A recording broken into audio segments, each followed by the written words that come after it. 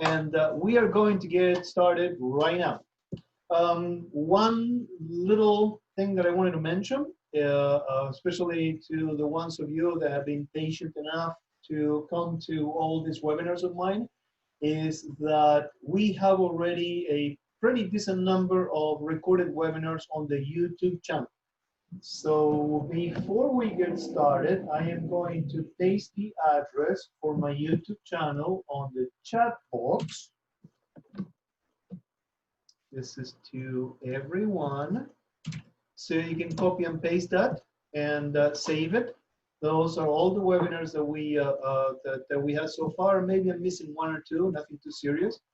And also, every time I send you an email, at the bottom of my email signature, you have a link to the same YouTube channel, right? So we're going to get started right now. You know how it is. Just go straight to the point. Share, and I'm going to share my browser. So last week, we were playing with navigation and how to read the information that you get on RPR, how to work with your profile and whatnot.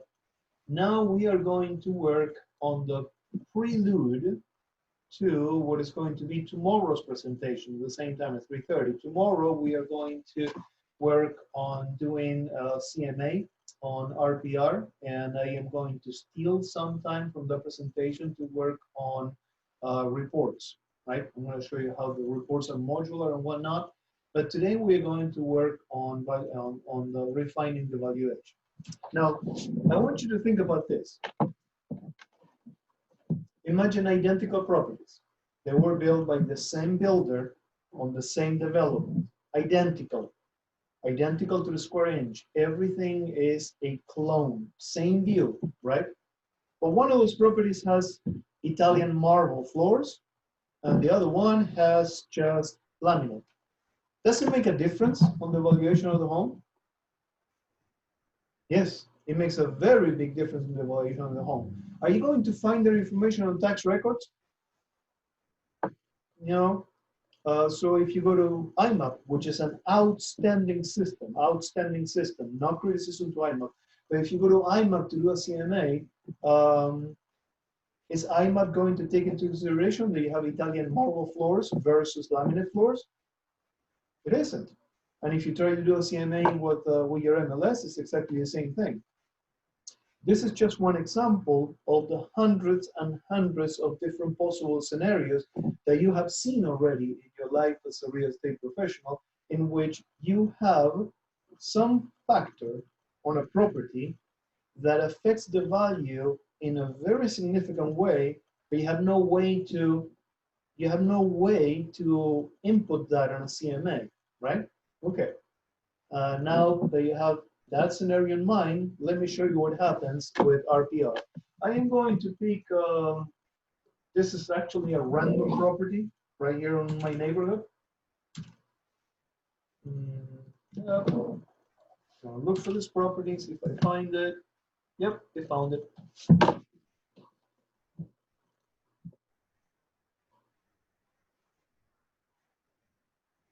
Yep, this is the right property.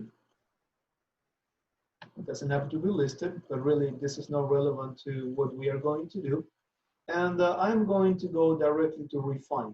Refine is right here, okay? Refine. So everything that I'm going to tell you right now, I'm just making it up as I go. I do not know that property at all, but we are going to deal with a made-up scenario, right? So imagine that this property, which the original estimate, and this is the automatic estimate made by RPR, is 644,000. Imagine that, well, I do know for a fact that they had insulation, fiberglass insulation, and that was completed back in August of 2017. And the cost was for the attic insulation and whatnot, the homeowner paid, let's say that you got a pretty good deal, you paid, I don't know, $8,500. I'm making this up as I go. Okay, I'm going to add that. And also, I am going to take into consideration that There was a, let me see, let's pick something cool here. There was a bathroom remodel, and that was completed in May of 2014. That was a while ago, right? And the bathroom remodel was 16,000 bucks. Now, if you have the sharp eyes that I know you have, because I know you guys, you are thinking, okay, wait, Justin, why is it so important? It was in May of 2014 or July 2016. What's the difference? It's 16,000 bucks in a bathroom. Well, think about this. Depreciation is a factor, right? It is a factor that we have to deal with. Well, RPR has a massive database of different type of general improvements in different regions of the country. And according to the database, they know, okay, if you do a mid-scale bathroom remodel, the depreciation of that improvement is going to be so much % per quarter or per month or per year. And it's taking all that information in the background into consideration to give you the value of the property adjusted for all these improvements, right? So I'm gonna add that one too. And then I am going to add something based on an improvement. Let's say that, well, this needs, I don't know, it needs, I'm gonna pick something from this list. It needs window replacement. So I'm gonna write here, it needs window replacement. But in my imaginary made-up scenario, it has to work on one particular window. It's not the whole house. The cost so far, I have an estimate, is going to be $3,700, right? I'm going to add that too. So with the two little improvements that I add for the insulation, the value, it's up to $10,000 more. Now, if you're thinking, hey, Justin, you spend maybe $500 in insulation and you're up to $10,000, how's that? Well, I use insulation on purpose because if I remember right, insulation is the only improvement that pays you dollar to dollar or more. The only one. Everything else that you do, even a brand new roof, you put a magnificent roof on it, the moment that the last contractor gets down the ladder, puts a ladder on the track, you already lost a couple of cents on a dollar, right? With insulation, you don't. That's why I chose insulation. And the other one, it's a typical. It was a bathroom remodel, upscale, spent 16,000 bucks. Let's imagine that they did it on the master bathroom, right? And it's fairly recent. It's 6 years old, but you already lost pretty much half the value, right? In only 6 years. Yes? Because that's the way it works. RPR has the algorithms, like I say in the back, to adjust this for a realistic depreciation according to the type of improvement needed or actually done and the region where we are. And then, of course, if I need to spend $3,700, well, there's no change in there. There's no depreciation on money that I need to spend. So 37 equals 37 that I have to spend. And this, it's already affecting the estimated value of the property.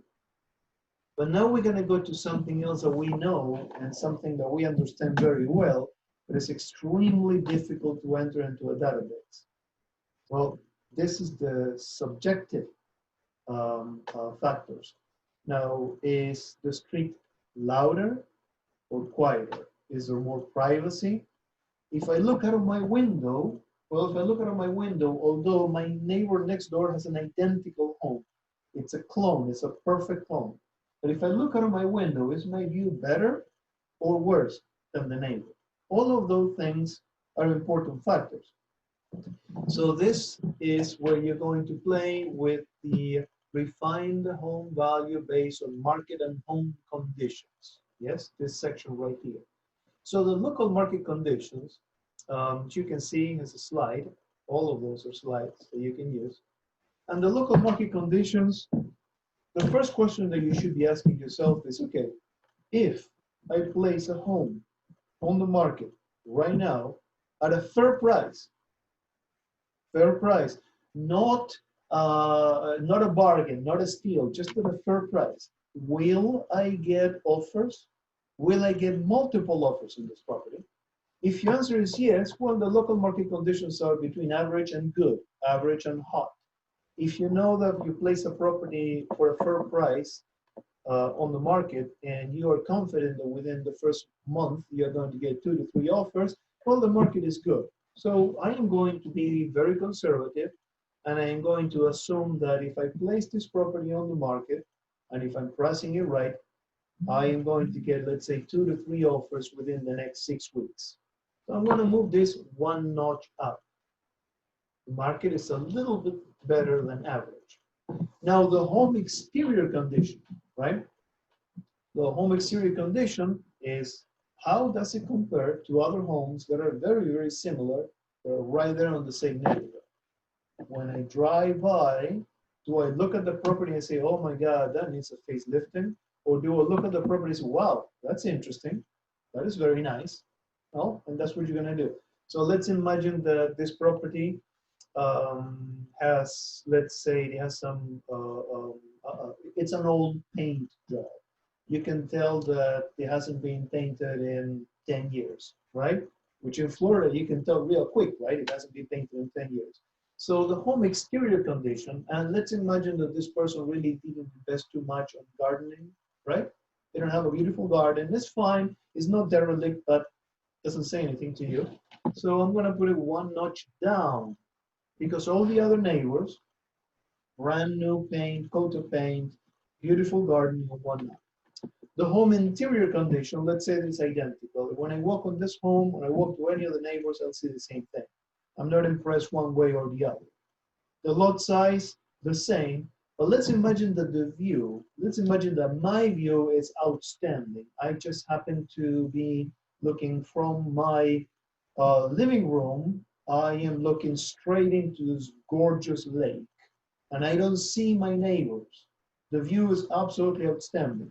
So let's move it 2 notches up. Under privacy, let's imagine that my privacy is a little bit better on the neighbors. Do you see this right here? This definitely is affecting the valuation for your property. And what you are using are not only the material factors that you have to take into consideration, square footage, how many bedrooms, how many bathrooms, does it have a garage, does it have a pool, is it waterfront, etc., etc., etc. Now you are using all those other factors that you know affect the value of a property in a very significant way, but you haven't been able to enter into a system before. Before using RPR, you had to either wait for a very, very good appraiser to give you an idea, or basically you just have to do an estimate, a rough estimate based on your knowledge and your experience. Thanks to RPR, all of this turns into pretty accurate math. Yes? And now look at the price. How has this affected the price? The original price that RPR estimated for this property was 644. And now I have almost 690. Does it make a difference? Now think about this. I did all this while talking through every single step. I'm explaining why I'm making the decisions that I'm making or whatnot. Imagine that this is a real situation, a real scenario. This is a home that you already know. How long could it possibly take you to do this? Yes, you're going to have to do research. You're going to have to talk to the seller. You're going to have to ask the seller, hey, is there any chance that you can get the bills for that improvement that you did here or for that thing that you did there? Yes, of course, that's research. But the moment that you already have the data and you're diving in here to give them an estimated value, how long can it take you? 10 minutes? 5 minutes? 3 minutes? Because you already have the information. You just have to input information. Yeah? Pretty cool, right? So the next step from here would be to jump to do a CMA, right? If you do a CMA, outside of this estimate, you are going to input information on surrounding properties that match this. But we are going to do a CMA on Friday. So I'm going to play a little bit more with the things that you can do with the refining value. If you have worked in Broward County a lot, I am sure that you have come across properties that on tax records show 0 bedrooms and 0 bathrooms. I know that Roman is on the class, and I know Roman right now is laughing out loud. I know he is because I know him, and he's been doing business in Broward County for the last 99 years.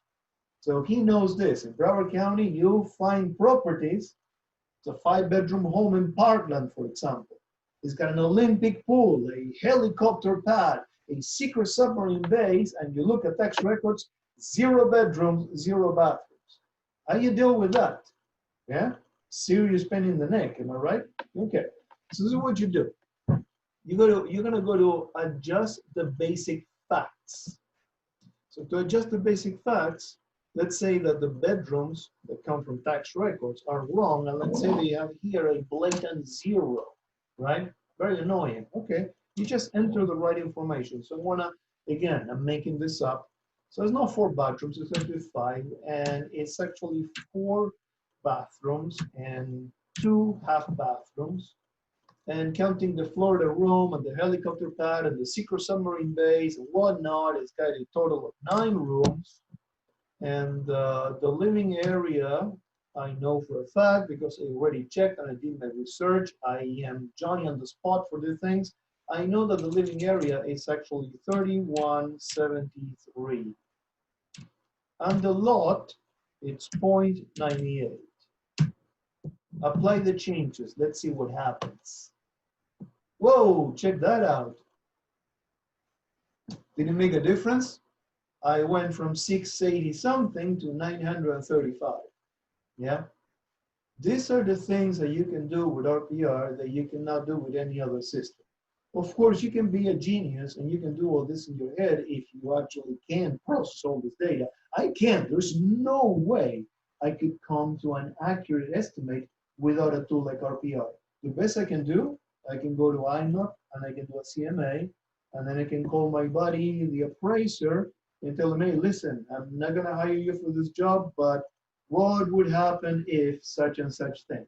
Maybe, and maybe I can reach some sort of an estimate. But this is math. This is done in the back end by RPR using very complicated algorithms that are taking into consideration absolutely everything, including, and I want to repeat this because this is very important, including the actual depreciation of different types of improvements on different regions of the country, right? So we have 10 minutes left. I am going to check the chat box to see what we have in here. Let's see if I have any questions on my chat box.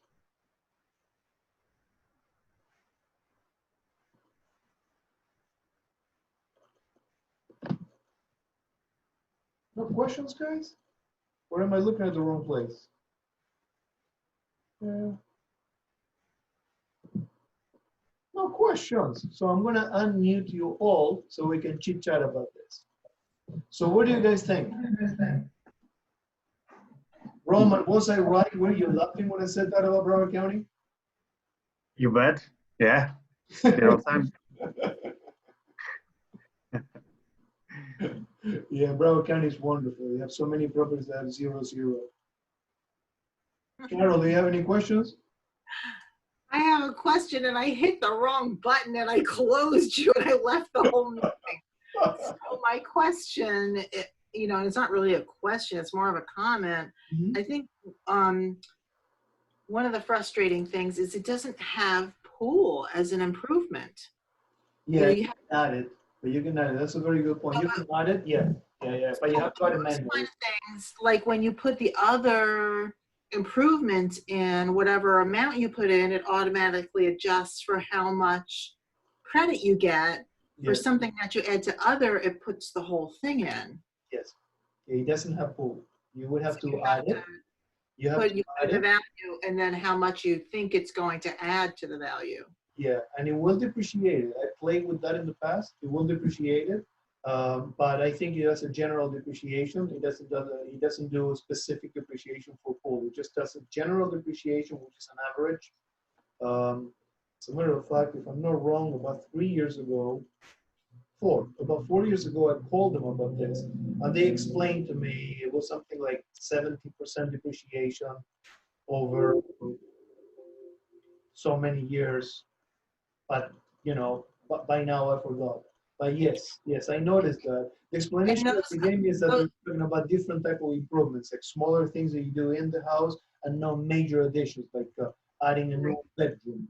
Yes. and things like pools in different markets are going to be a much different value. And Oh my, Florida adds a lot more than it would somewhere up in the Northeast. oh my God! You add a tiny pool in Miami-Dade County, and you're adding $3 million to the value of the property. Yeah. No, it costs $3 million. $3 million, right?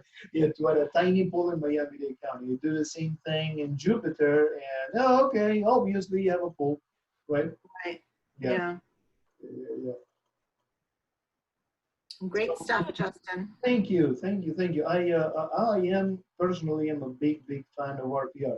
I'm going to tell you a personal story, and then we'll wrap it up just to show you how much of a fan I am.